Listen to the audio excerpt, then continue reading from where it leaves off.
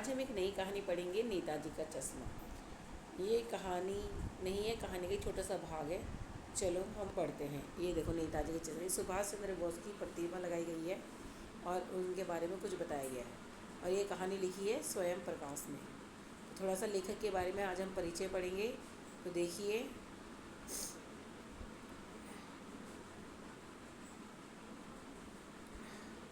ये स्वयं प्रकाश जी हैं, जिनका जन्म 1947 में इंदौर मध्य प्रदेश में हुआ।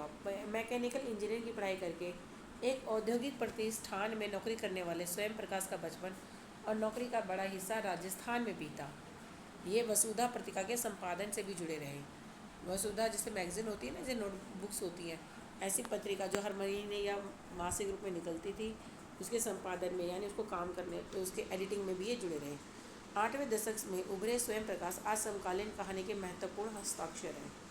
ठीक है, उस समय की कहानियाँ लिखते थे वो।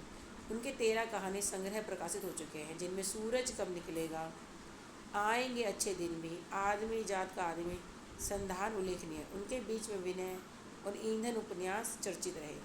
इनके ये मतलब इन्होंने जो किताबों के नाम है बेटा। उनके पहल सम्मान वनमाली पुरस्कार, राजस्थान साहित्य अकादमिक पुरस्कार आदि पुरस्कारों से पुरस्कृत किया जा चुका। उनका निधन 2019 में हुआ। मध्यम वर्गीय जीवन के कुशल चितेरे स्वयं प्रकाश की कहानी में वर्ग शोषण के विरुद्ध चेतना है, तो हमारे सामाजिक जीवन में जो जाति, संप्रदाय और लिंग के आधार पर हो रहे भेदभाव के खिलाफ प्रतिकार का स्वर भी है। रोचक किस्सा गोई की शैली में लिखी गई इनकी कहानियाँ हिंदी की वांशिक परंपरा को समृद्ध करती है। अब देखो, स्वयं प्रकाश जी हम कहानी पढ़ने वाले हैं, नेताजी का चश्मा। उससे पढ़ के आपको जो इनकी कहानियाँ हैं उन्होंने किस शैली में लिखी हैं ये आपको दिखाई देगा। इनका क्या कहना है, इन्होंने क्या कहा है, चारों सीमाओं से घिरे भूभाग का नाम ही देश नहीं होता। देश बनता है उसमें रहने वाले सभी नागरिकों, नदियों, पहाड़ों, पेड़ पौधों, वनस्पतियों, पशु पक्षियों से और इन सबसे प्रेम करने तथा इनकी समृद्धि के लिए प्रयास करने का नाम देशभक्ति है।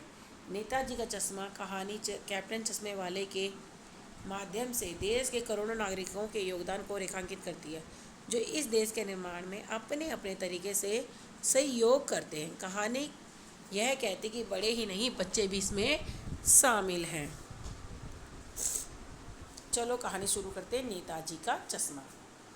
हालदार साहब को हर 15वें दिन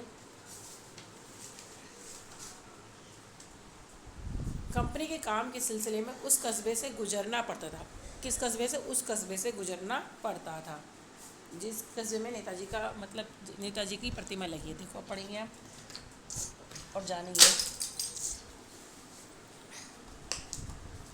कस्बा बहुत बड़ा नहीं था जिसे पक्का मकान कहा जा सके, वैसे कुछ ही मकान और जिसे बाज़ार कहा जा सके, वैसा ही एक बाज़ार था।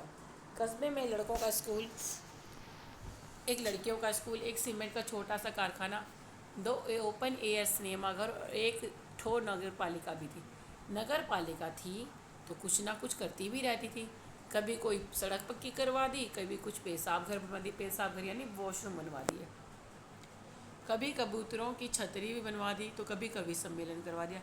इसी नगर पालिका के किसी उत्साही बोर्ड या प्रशासनिक अधिकारी ने एक बार शहर के मुख्य बाजार के मुख्य चौराहे पर नेताजी सुभाष चंद्र बोस की एक संगमरमर की प्रतिमा लगी, सुभाष चंद्र बोस जी की। ठीक है, यह कहानी उसी प्रतिमा के बारे में, बल्कि उसके एक छोटे से हिस्से के बारे में। चलो पढ़ते हैं पूरा अच्छे से।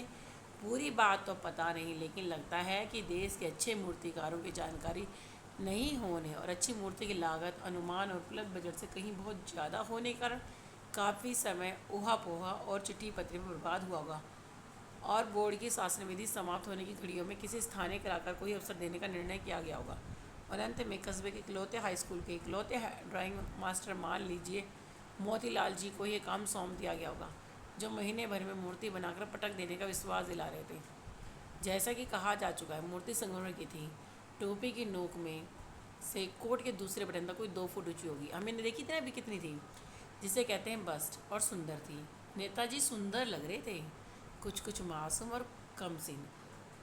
फौजी वर्दी में मूर्ति को देखते ही दिल्ली चलो तुम मुझे खून दो वगैरह याद आते। जब ना हमारे देश को आज़ादी नहीं मिलती, हमारा भारत देश आज़ाद नहीं होता, उससे पहले की बात है, तो इन्होंने बाहर विदेश में जाकर अपने देश में सैनिकों की मतलब दूसरे देश में सैनिकों की फ़ौज तैयार करी और उनको क्या बोला, दिल्ली चलो, तुम मुझे खून दो मैं तुम्हें आज़ादी दूंगा।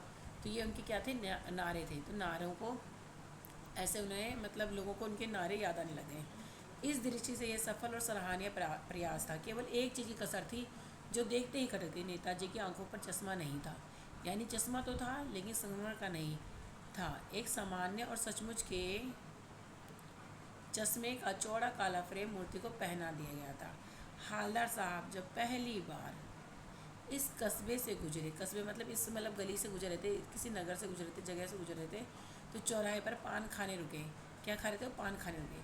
तो उन्होंने इसे लक्षित किया, उनके चेहरे पर एक कौतुक भरी हुई मुस्कान फैल गई। तो उन्होंने एक बार देखा कि अरे ये क्या हुआ, यहाँ तो नेताजी की वो मूर्ति लग गई है। उन्हें हंसी आ गई, वाह भाई ये आइडिया भी ठीक है, मूर्ति पत्थर की है लेकिन चश्मा रियल।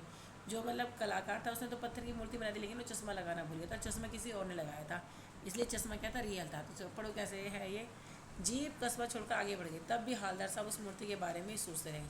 हालदार मतलब हवलदार साहब।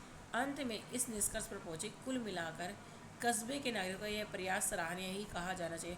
उन्होंने सोचा कि जो गांव मतलब कस्बे के लोग हैं, जो कस्बे में रहने वाले लोग हैं, नागरिक, इनमें से किसी ने किया है। तो उन्होंने कहा चलो भाई अच्छा है, नेताजी के तो चश्मा था तो चश्मा लगा दिया, अच्छा लग रहा है। महत्व मूर्ति के रूप रंग का एक अध्ययन उस भावना का है, वरना देशभक्ति भी आजकल मजाक की चीज़ होती जा रही है। दूसरी बार जब हवलदार साहब उधर से गुजरे तो उन्हें मूर्ति में कुछ अंतर दिखाई दिया। ध्यान से देखा पाया तो चश्मा दूसरा है। पहले तो मोटे फ्रेम वाला चौकोर चश्मा था, अब तार के फ्रेम वाला गोल चश्मा है।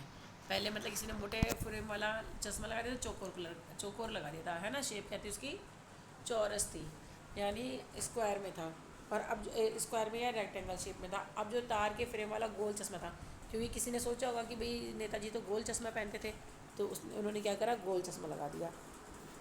हालदार साहब का कौतुक और बढ़ा, वाह भाई क्या आइडिया है, मूर्ति कपड़े नहीं बदल सकती लेकिन चश्मा तो बदल ही सकती है। तीसरी बार फिर नया चश्मा था। हालदार साहब की आदत पड़ गई, हर बार कस्बे से गुजरते समय चौराहे पर रुकना, पान खाना और मूर्ति को ध्यान से देखना। एक बार जब कौतूहल दुर्दमेनी हो उठा तो पान वाले से ही पूछ लिया, क्यों भाई क्या बात है, यह तुम्हारे नेताजी का चश्मा हर बार बदल कैसे जाता है। मतलब अभी देखो कल तो कुछ और लगाया, आज दूसरा लगा दिया, तो मतलब रोज़ का काम हो गया। हालदार साहब रोज़ जाते, रोज़ देखते कि रोज़ चश्मा उनका चश्मा कोई दूसरे उसका लगाए। पान वाले के खुद के मुंह पे पान ठुसा हुआ था, ठुसा हुआ मतलब वो भी पान खा रहा था। वह काला मोटा और खुश मिजाज आदमी था, खुश मिजाज मतलब खुश रहता था।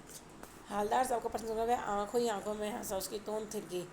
पीछे घूमकर उसने दुकान के नीचे पान थूका और अपनी लाल काली बत्ती से दिखाकर बोला, कैप्टन चश्मे वाला करता है। कौन काम करता है, ये अलग अलग चश्मे कौन लगाता है, चश्मे वाला लगाता है। क्या करता है, हालदार साहब खुद समझ नहीं पाए। चश्मा चेंज करता है, कर देता है, पान वाले ने समझाया। क्या मतलब, क्यों चेंज कर देता है। हालदार साहब अब भी नहीं समझ पाए, क्या मतलब है क्यों चेंज कर देता है। हालदार साहब अब भी नहीं समझ पाए, क्या कोई ग्राहक आ गया समझो, उसके चौड़े चौखट चाहिए तो कैप्टन किरदार से लाया, तो उसको मूर्ति वाला दे दिया, उधर दूसरा बिठा दिया। अगर कोई मतलब उसका कस्टमर आ गया चश्मे वाले का, तो वो क्या करता है, वो चौरस वाला चश्मा निकाल के नेताजी को दूसरा चश्मा लगाता है। अगर उसका ग्राहक आ गया तो फिर वो उसको उतार के फिर नेताजी को बना देता है। तो ऐसा वो करता रहता है। तो कैप्टन किधर से लाएगा, तो उसको मूर्ति वाला दे दिया, उधर दूसरा बिठा दिया। अब हालदार सबको बात कुछ कुछ समझ में आई। एक चश्मे वाला है जिसका नाम कैप्टन है, उसे नेताजी की बगैर चश्मे वाली मूर्ति बुरी लगती है, बल्कि आहत करती है, यानी परेशान करती है, चोट पहुंचाती है, मानो चश्मे के बगैर नेताजी को असुविधा हो रही हो। अब वो नगर में वहाँ पे उन्होंने चौराहे पे मूर्ति खड़ी करी है, तो ऐसा लगता है भाई नेताजी सबको देख रहे हैं। अब उनके चश्मा नहीं है तो उनको दिखाई नहीं दे रहा होगा, उसको ऐसा लगता है, तो इसलिए वो उनको चश्मा लगा देते हैं। इसलिए वह अपनी छोटी सी दुकान में उपलब्ध गिने चुने फ्रेमों में से एक नेताजी की मूर्ति पर फिट कर देता, बल्कि जब कोई ग्राहक आता है और उसे वैसे ही फ्रेम की दरकरार होती है, मतलब वो वही फ्रेम मांगता है जैसा मूर्ति पर लगा है, तो कैप्टन चश्मे वाला मूर्ति पर लगा फ्रेम संभवाते ही नेताजी से क्षमा मांगते हुए लाकर ग्राहक को दे देता है और बाद में नेताजी को दूसरा फ्रेम लौटा देता है। वाह भाई खूब है, क्या आइडिया है। लेकिन भाई एक बात अभी भी समझ में नहीं आई।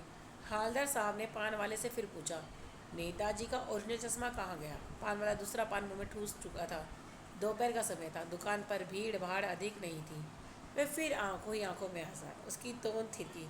कत्थे की डंडी फेंक, पीछे मुड़कर उसने नीचे पीक थूकी। पीक मतलब जो पान का जो अवशेष है उसको फेंका और मुस्कुराता हुआ बोला, मास्टर बनाना भूल गया। पान वाले के लिए मजेदार बात थी, लेकिन हवलदार साहब के लिए चकित और गर्वित करने वाली। यानी ये ठीक ही सोच रहे थे। मूर्ति के नीचे लिखा था, मूर्तिकार मास्टर मोतीलाल। वाकई कस्बे का अध्यापक था। बेचारे ने महीने भर में मूर्ति बनाकर पटक देने का वादा कर दिया होगा, बना भी ली होगी। लेकिन पत्थर में पारदर्शी चश्मा कैसे बनाया जाए? कांच वाला यह तय नहीं कर पाया होगा। क्या कांच वाला बनाएगा तो कैसे बनाएगा? या कोशिश की होगी और असफल रहा होगा, या बनाते बनाते कुछ और बारीकियों के चक्कर में चश्मा टूट गया होगा, या पत्थर का चश्मा अलग से बनाकर फिट किया होगा और फिर निकल गया होगा। उफ, मतलब कुछ भी हो सकता है। वो सोच रहे हैं ऐसा भी हो सकता था, ऐसे भी हो सकता था, ऐसे भी।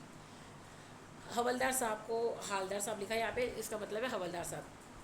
हालदार साहब को यह सब कुछ बड़ा विचित्र और कौतुक भरा लग रहा था। अपनी ख्यालों में खोए खोए पान के पैसे चुकाकर चश्मे वाले की देशभक्ति के समक्ष नतमस्तक होते हुए वह जीप की तरफ चले। फिर रुके, पीछे मुड़े और पान वाले के पास बोले, क्या कैप्टन चश्मे वाला नेताजी का साथी है? यह आज़ाद हिंद फौज का भूतपूर्व सिपाही है। पान वाला नया पान खा रहा था। पान पकड़े अपने हाथ के मुंह से 1.5 इंच दूर रुका। उसने हालदार साहब को ध्यान देखा, फिर अपनी लाल काली बत्ती दिखाई, मुस्करा कर, नहीं साहब, वो लंगड़ा क्या फौज में जाएगा? पागल है पागल, वो देखो वो आ रहा है, आप उसी से बात कर लो, फोटो वोटो छपवा दो उसका कहीं। ये ना जो पान वाला है इसकी बेइज्जती कर रहा है। हालदार साहब को पान वाले द्वारा एक देशभक्त का इस तरह मजाक उड़ाया जाना अच्छा नहीं लगा, क्योंकि वही देखो वो तो नेताजी सुभाष चंद्र बॉस की कदर कर रहा था और वो ऐसे कर रहा था तो उसने बहुत गद्दा लगा। मुड़कर देखा तो अवाक रह गया कि बेहद बूढ़ा मरियल सा लगड़ा आदमी, सिर पर गांधी टोपी, आंखों पर काला चश्मा लगा, एक हाथ में छोटी सी संदूकची और दूसरे हाथ में बांस पर टंगे बहुत से चश्मे लिए अभी अभी एक गली से निकला था और अब एक बंद दुकान के सहारे अपना बांस टिका रहा था। तो इस बेचारे की दुकान भी नहीं, फेरी लगाता है। हालदार साहब चक्कर में पड़ गए। पूछना चाहते थे इसे कैप्टन क्यों कहते, क्या यही इसका वास्तविक नाम है? लेकिन पालो ने साफ बता दिया कि अब वह इस बारे में और बात करने को तैयार नहीं है। ड्राइवर भी बेचैन हो रहा था, काम भी था। हालदार साहब जीप पे बैठकर चले गए। 2 साल तक हालदार साहब अपने काम के सिलसिले में उस कस्बे से गुजरते रहे और नेताजी की मूर्ति में बदलते हुए चश्मों को देखते रहे। कभी गोल चश्मा होता, कभी चौकोर, कभी लाल, कभी काला, कभी धूप का चश्मा, कभी बड़े कांचों वाला गोगो चश्मा, पर कोई ना कोई चश्मा जरूर होता। उस धूल भरी यात्रा में हालदार साहब को कौतुक और प्रफुल्लता को क्षण देने के लिए, मतलब ये रोज़ देखते थे नेताजी सुभाष चंद्र बोस को, भाई वो उनकी मूर्ति बाज कौन सा चश्मा लगा हुआ है ना। फिर एक बार ऐसा हुआ, मूर्ति के चेहरे पर कोई भी कैसा भी चश्मा नहीं था। इस दिन पान वाले की दुकानें बंद थी, चौराहे की अधिकांश दुकानें बंद थी। अगली बार भी मूर्ति की आंखों पर चश्मा नहीं था। हालदार साहब ने पान खाया और धीरे से पान रख दिया। क्यों भाई, क्या बात है, आज तुम्हारे नेताजी की आंखों पर चश्मा नहीं है? पान वाला उदास हो गया। उसने पीछे मुड़कर मुंह का पान नीचे थूकर सिर झुकाकर अपनी धोती के सिरे से आंखें पोंछता बोला, साहब कैप्टन मर गया। देखो ये जो है ना, जो ये कैप्टन है, इसका नाम कैप्टन है, चश्मे वाला है ये कैप्टन है। ये रोज चलाता था, अब वो ख़त्म ही हो गया, मर गया तो कौन लगाएगा? साहब कैप्टन मर गया और कुछ नहीं पूछ पाए हालदार साहब। कुछ पल चुपचाप करे, फिर पान के पैसे चुरा जीप में बैठे रवाना हो गए। बार बार सोचते क्या होगा उस कौम का जो अपने देश की खातिर घर गृहस्थी, जवानी, जिंदगी सब कुछ होम देने वालों पर भी हंसती है और अपने लिए बिकने के मौके ढूंढते। दुखी हो गए। 15 दिन बाद फिर उसी कस्बे से गुजरे। कस्बे में घुसने से पहले ही ख्याल आया होगा कि कस्बे के हृदय स्थली में सुभाष की प्रतिमा अवश्य ही प्रतिष्ठापित होगी, लेकिन सुभाष की आंखों पर चश्मा नहीं होगा क्योंकि मास्टर बनाना भूल गया और कैप्टन मर गया। सोचा आज वहाँ रुकेंगे नहीं, पान भी नहीं खाएंगे, मूर्ति को देखेंगे भी नहीं, सीधे निकल जाएंगे। ड्राइवर से कह दिया चौराहे पर रुकना नहीं, आज बहुत काम है, पान आगे खा लेंगे, कहीं खा लेंगे। उन्हें ऐसे लग रहा है ना कि भाई वो रोज़ देखते थे मूर्ति को, तो जब वो मूर्ति को देखते थे तो उन्हें अच्छा लगता था कि भाई आज ये चश्मा पहना दिया, कल ये पहना दिया, क्योंकि भाई जो चश्मे वाला है कैप्टन वो रोज़ उन्हें एक नया चश्मा पहना देता था। लेकिन आज अब और उनकी मूर्ति पर कोई था नहीं, प्रतिमा पर कोई भी चश्मा नहीं लग रखा था, तो उनका मन नहीं था उसे देखने का। लेकिन आधे से मजबूर आके चौराहे आते ही मूर्ति की तरफ उड़ गई और उन्हें फिर दोबारा से कहाँ देखा, उस मूर्ति की तरफ देखा। कुछ ऐसा ही कि चीखे, रुको, जीप स्पीड में थी, ड्राइवर ने जोर से ब्रेक मारे। रास्ता चलते लोग देखने लगे। जीप रुकते ना रुकते हालदार साहब जीप से कूदकर तेज तेज कदमों से मूर्ति की तरफ लपके उसके ठीक सामने जाकर अटेंशन में खड़े हो गए। मूर्ति की आंखों पर सरकंडे से भरा छोटा सा चश्मा रखा हुआ था। सरकंडे मतलब छोटी सी लकड़ी सी होती है ना, उससे ना चश्मा बना रखा था, जैसे बच्चे बना लेते हैं। हालदार साहब भावुक हो गए, भावुक मतलब उनकी आंखों में पानी भर आया।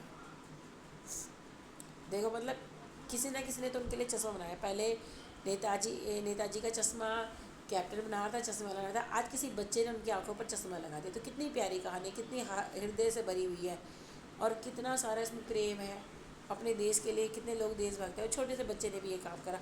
उसने देखा कि यहाँ पर चश्मा नहीं है, तो उसने चश्मा बनाया और लगाया। तो ये कहानी इतनी मज़ेदार है, आप इसे दोबारा पढ़ें और अच्छे समझें। धन्यवाद।